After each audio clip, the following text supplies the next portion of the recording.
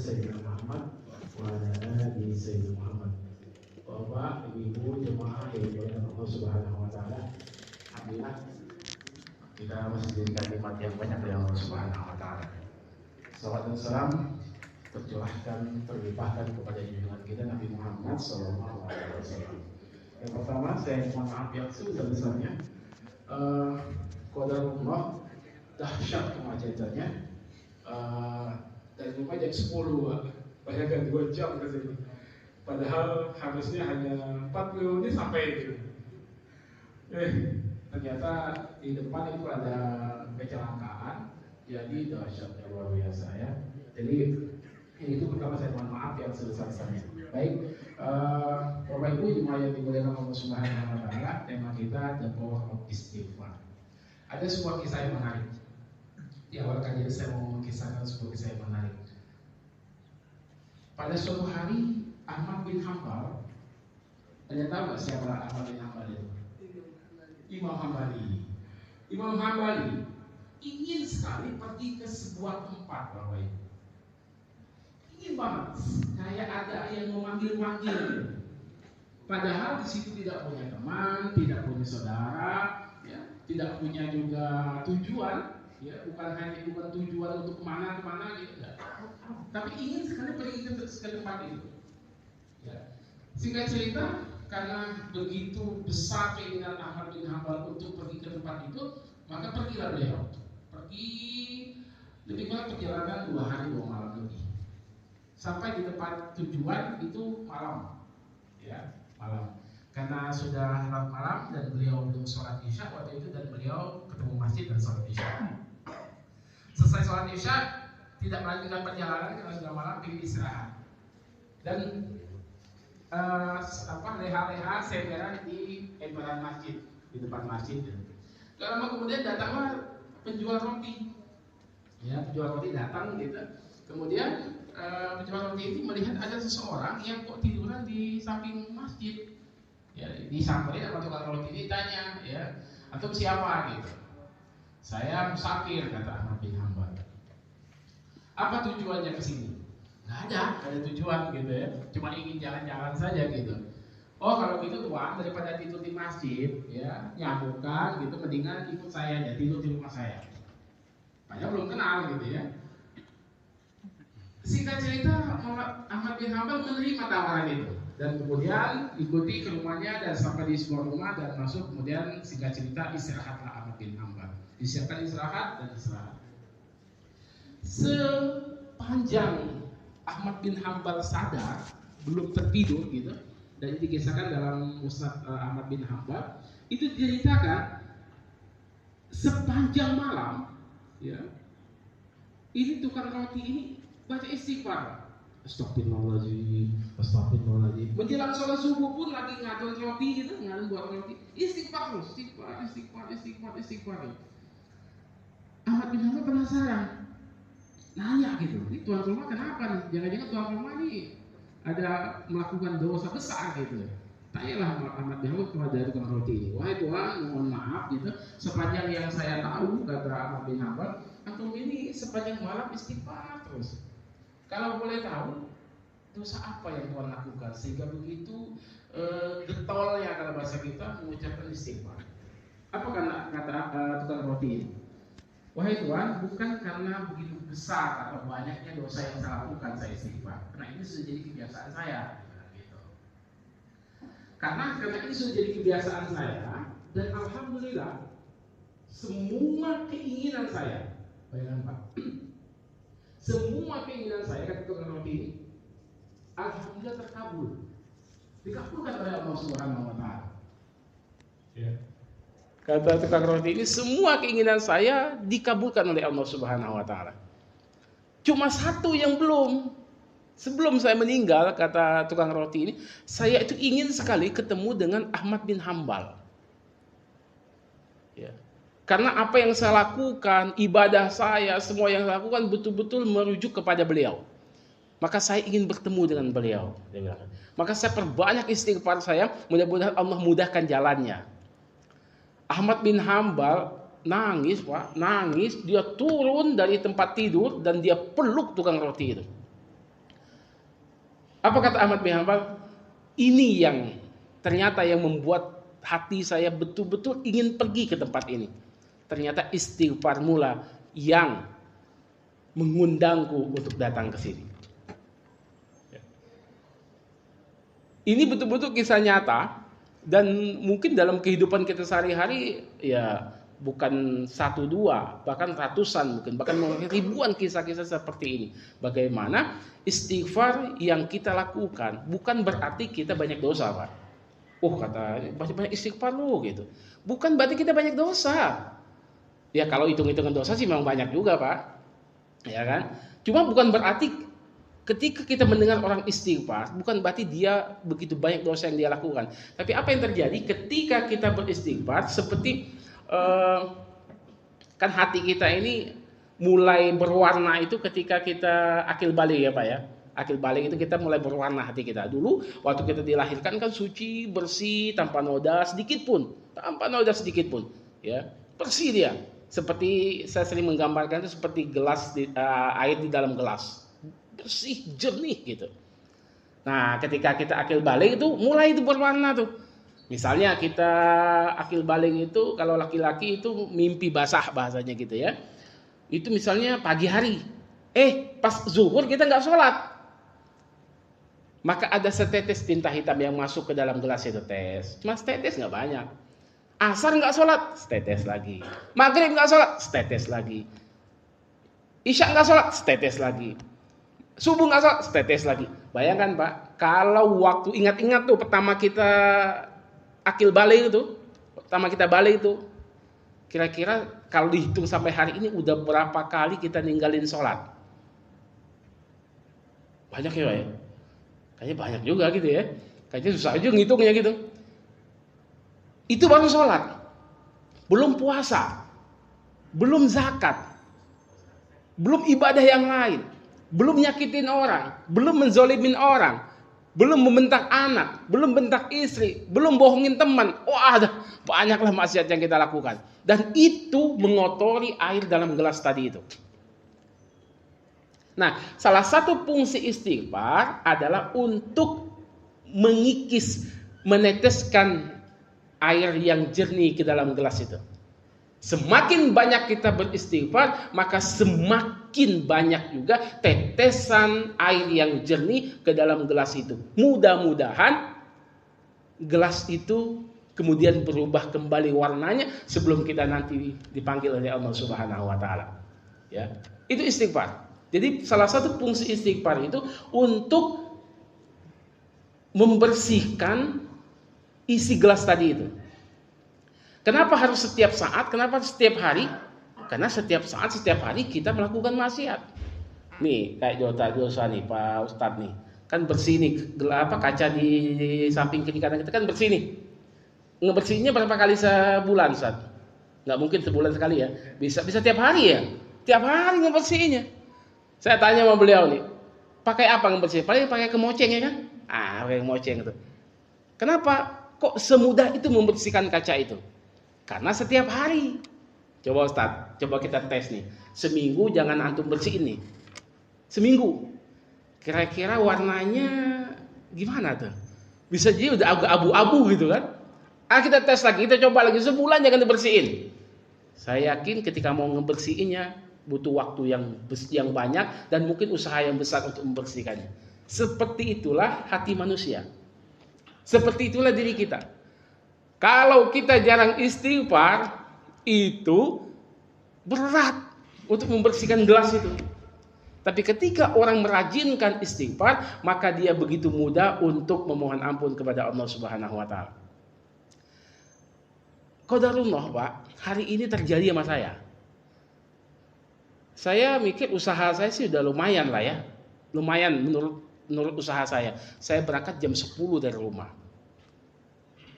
Saya ngecek di map itu cuma 45 menit. Artinya masih begitu banyak waktu saya, walaupun saya agak belok-belok kemana-mana gitu. Di tengah jalan kok macetnya begini. Makin lama kita makin gak bergerak. Ternyata informasinya di depan ada kecelakaan. Akhirnya hampir lebih dari 2 jam, bahkan 2 jam setengah. perjalanan ke sini. Di mobil saya itu baca istighfar, astagfirullahaladzim. Mungkin saya terlalu nyaman dengan prediksi Google Map terlalu nyaman mungkin terlalu nyaman. Padahal banyak jalan yang lain, ya. Karena terlalu nyaman, itu sebenarnya kenyamanan itu membuat maksiat dalam diri kita. Seolah-olah kita bergantung dengan Google Map itu. Makanya astagfirullahaladzim, istighfar saya sepanjang jalan istighfar. Saya hubungin beliau, kemudian saya hubungi Ustadz Zul yang hari ini harus jadwal beliau. Saya bilang mohon maaf kalau seandainya saya tidak bisa sampai hadir. Tapi saya tetap usaha, saya akan datang ke sini. Walaupun ketika datang jemaahnya udah nggak ada. Akhirnya saya berubah, Pak. Jadi map ini harusnya map tadi itu sekitar 15 menit lagi nih. Pas terakhir ngubung beliau 15 menit lagi nih. Seingat saya bisa lewat jalan ini gitu. Jalan yang satunya nih. Sebelok aja itu. Tadinya 15 menit tiba-tiba map itu berubah jadi 6 menit. Kok jadi cepat? Alhamdulillah. Bapak masih ada aja nih. Alhamdulillah, mungkin sampai istirahat kali Pak ya. Yang puasa khususnya kayaknya nih masih istirahat aja daripada kayak turun ke bawah gitu ya. Alhamdulillah. Ternyata istighfar itu bukan hanya meringankan maksiat dosa kita, tapi istighfar itu kata Rasulullah SAW, siapa yang merajinkan istighfar, melazimkan, berarti kan kalau melazimkan itu kan setiap waktu, nggak ada cuma kalau habis sholat 3 kali biasanya kan gitu ya, biasanya habis sholat zuhur astagfirullahaladzim, udah biasanya kita jarang yang lebih dari 3 kali itu biasanya. Ntar habis asar gitu lagi astagfirullahaladzim. Habis maghrib assalamualaikum, astagfirullahaladzim. 3 kali biasanya. 3 kali 5 berapa itu? 15 kali istighfar. Wah, gak cukup untuk membersihkan dosa dan maksiat kita. Maka melazimkan. Siapa yang melazimkan istighfar, kata Rasulullah, maka dibukakan pintu jalan kemudahan dalam setiap kesulitan yang dia lakukan. Saya punya cerita. Ini teman saya. Teman saya ini punya hutang, Pak. Hutang ya. Ini kalau dia bisa bayar gitu kan. Saking nggak bisa pusing dia ya pulang ke rumah males, ya ke kantor males gitu ya. Akhirnya apa? Sebelum pulang ke rumah pas dengan azan asar, dia mampirlah ke masjid, sholat maghrib, sholat asar di sana. Dari asar ke maghrib dia istighfar aja, istighfar aja. Sekitar jam 8, jam 9 malam dia telepon sama temannya. Bisa bantu saya ke ke daerah Sumatera, ke daerah Padang apa Pekanbaru gitu. Dia bilang gitu. Saya harusnya pergi, dia bilang. Tapi karena ada kerjaan di Jakarta, tidak ada yang bisa ngurus pekerjaan di sana. Mau nggak ente? Dia bilang gitu. Tolong awasi pekerjaan yang di sana. Pokok tugasannya cuma ini aja, ngawasin aja, dia bilang gitu. Ngawasin gitu. Oh ya boleh-boleh aja katanya. Tapi kan ya kata teman saya kan ninggalin keluarga nih. Oh tenang, dia bilang minta nomor rekening. Dikasih nomor rekening, Pak. Dikasih nomor rekening. Ditransfer. Pas ditransfer sesuai dengan hutang yang dia miliki. Dan ada kata-kata temannya, ini baru sebagian ya bro. Nanti selesai kegiatan tak tambahin lagi. Bayangkan. Jadi kalau hari ini rumah tangga kok agak berat gitu, coba banyak-banyak istighfar. Kalau hari ini hubungan dengan sesama, dengan teman, dengan saudara, dengan anak, dengan istri kayaknya ada masalah gitu, lo lazimkan istighfar. Kalau hari ini kok jabatan kok gak naik-naik ya, udah puluhan tahun, udah segala macam usaha, jabatan mentok aja kan. Coba banyak-banyak istighfar dong. Tapi kalau mau naik jabatan, istighfar lebih banyak lagi. Bukan hanya dari asar ke maghrib, bisa jadi dari asar, maghrib, isya, subuh, zuhur, asar lagi. Dan bisa berulang kali. Kenapa? Kan berat naik jabatan gitu. Yang hari ini mungkin punya problem dalam kehidupan, coba biasakan istighfar. Tapi kalimatnya kan melazimkan ya Pak ya, melazimkan istighfar. Jangan sampai habis kajian ini tiba-tiba istighfar sampai seharian gitu, oh masalahnya masih banyak aja. Kan melazimkan. Artinya setiap waktu, setiap saat, dimanapun kita berada, dalam kondisi apapun, ya, dalam kondisi apapun, dalam bentuk apapun istighfar. Mau di kendaraan bermotor, daripada ngurusin orang di depan kita, mending istighfar. Tapi pelan-pelan aja istighfarnya. Ya kalau perlu dalam hati aja. Lagi di mobil, yang naik kereta, lagi di kereta, istighfar. Melazimkan istighfar. Rasulullah, barang siapa yang melazimkan istighfar, maka akan dibukakan pintu semua kesulitan yang dia miliki, yang dia hadapi. Dan akan dibukakan pintu rahmat, pintu rezeki dari jalan yang tidak diduga-duga. Ayat kata, akan dibukakan pintu rezekinya dari segala macam penjuru. Pintu rezeki kayak terbuka semua gitu Pak. Ya. Kayak terbuka semua gitu. Dengan kita memperbanyak istighfar. Gimana kalimat istighfar itu? Kalimat istighfar itu ya yang saya tahu 3 minimal ya. Yang paling pendek itu Astaghfirullahalazim. Ini paling pendek. Ini paling pendek nih. Ya. Yang agak panjangan yang pertama Astaghfirullahalazim alladzi la ilaha illa huwal hayyul qayyum wa atubu ilaih. Pertengahan. Ada namanya Sayyidul Istighfar.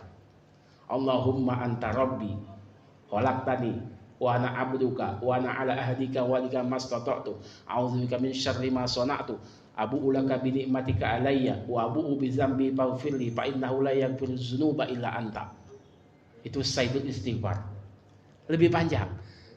Tapi kalau diamalkan dahsyat. Ya. Itu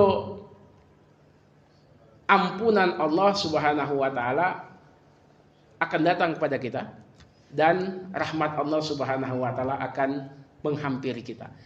Kemudian ada sahabat Nabi namanya Ibnu Abbas.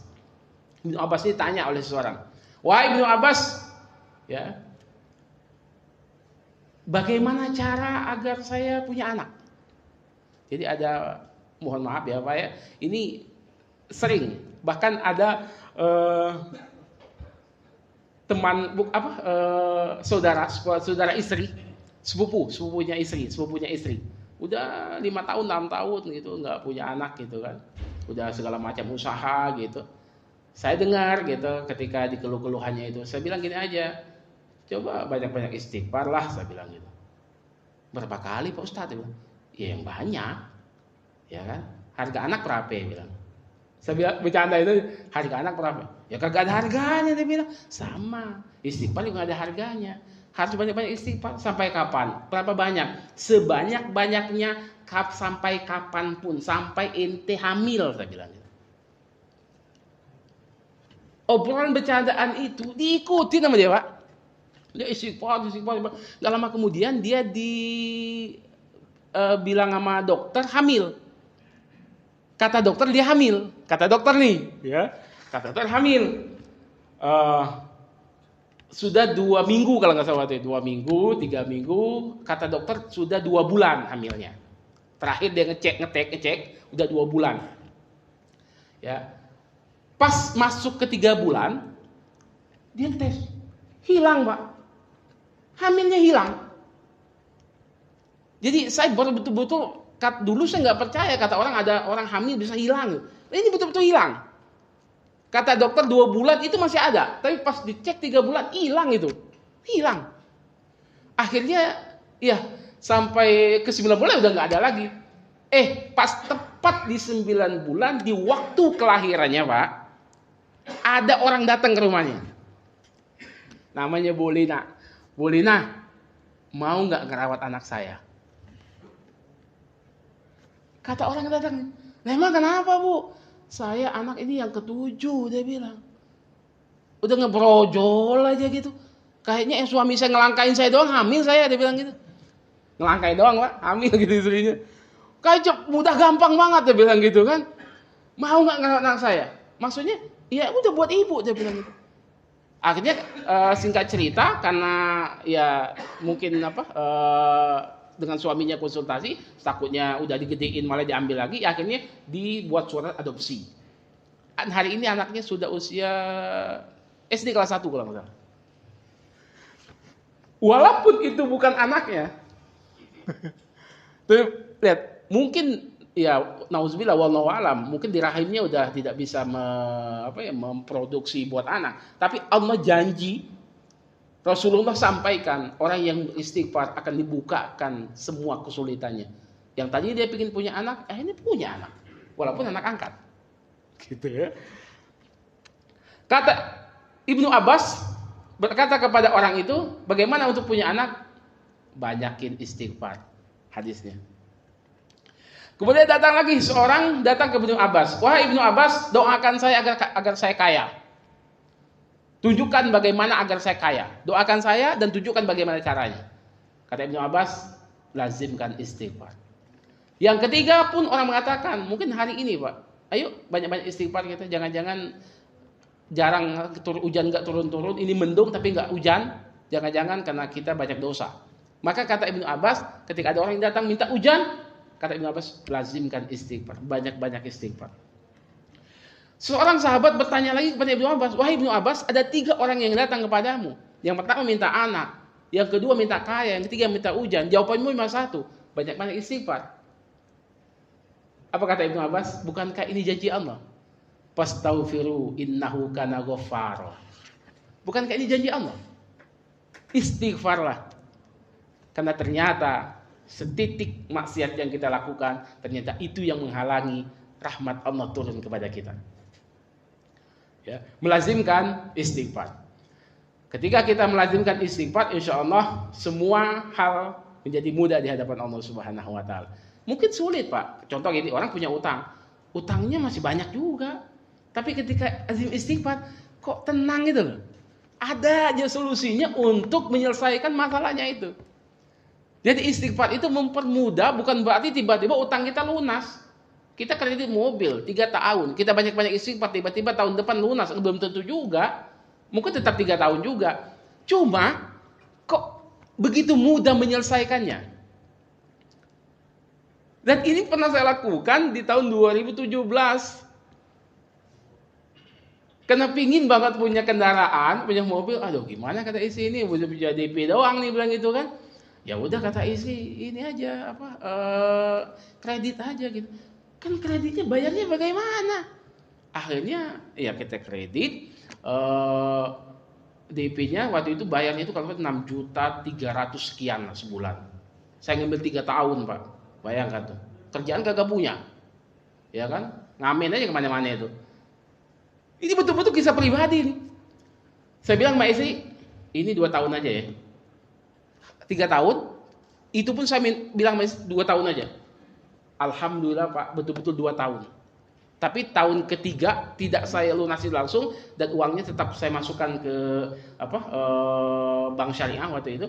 Jadi mereka yang bayar gitu. Karena saya ngambil mobilnya itu agak lebih mahal karena pakai perantara bank syariah. Jadi saya dibeliin mobil sama sebuah lembaga, sebuah bank gitu. Jadi saya nyicilnya segitu. Alhamdulillah cuma 2 tahun. Padahal kerjaan luar biasa gak adanya gitu. Saya gimana? Istighfar aja.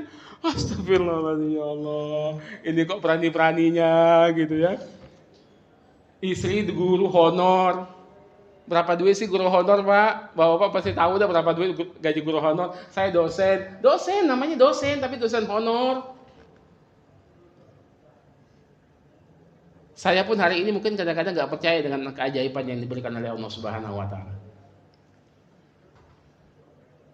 Solusi istighfar. Man aktsara istighfar ja'alallahu lahu min kulli hammin faraja wa min kulli dhiqin makhraja wa yarzuqhu min haitsu la yahtasib. Kata Rasulullah sallallahu alaihi wasallam, barang siapa yang melazimkan istighfar dan Allah Subhanahu wa taala akan memberikan jalan keluar dari setiap kali ia mengalami kesulitan. Lihat, dia akan diberikan jalan keluar oleh Allah dalam setiap kali kesulitan. Ketika kesulitan, ada jalan keluarnya.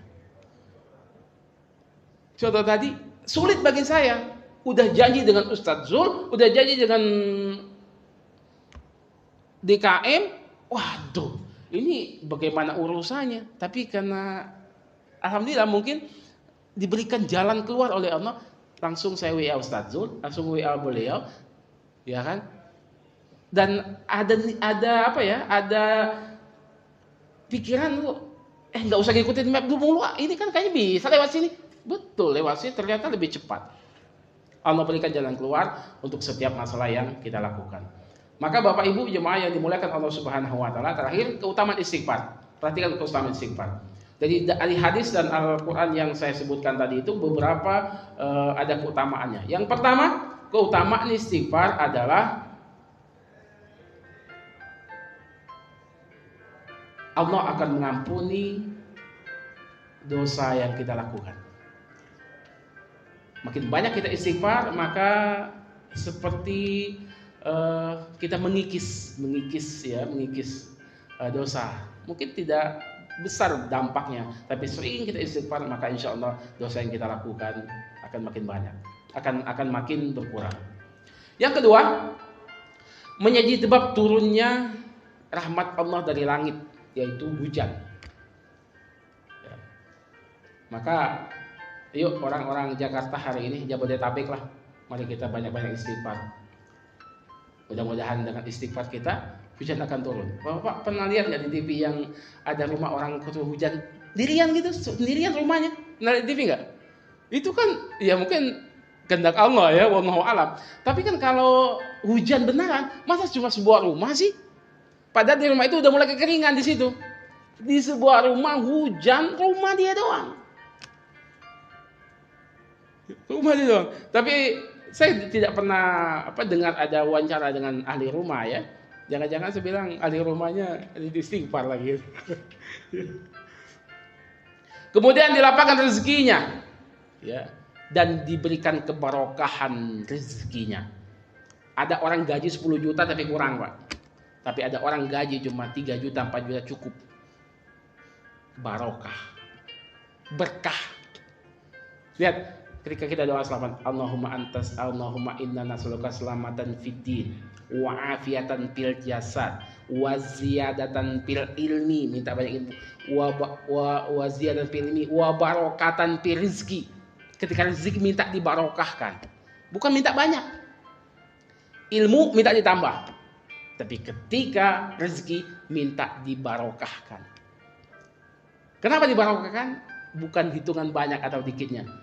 Tapi ada orang yang gajinya sedikit, pendapatannya tidak banyak, tapi barokah, hidupnya bahagia, anak-anaknya sukses, dan rumah tangganya bahagia.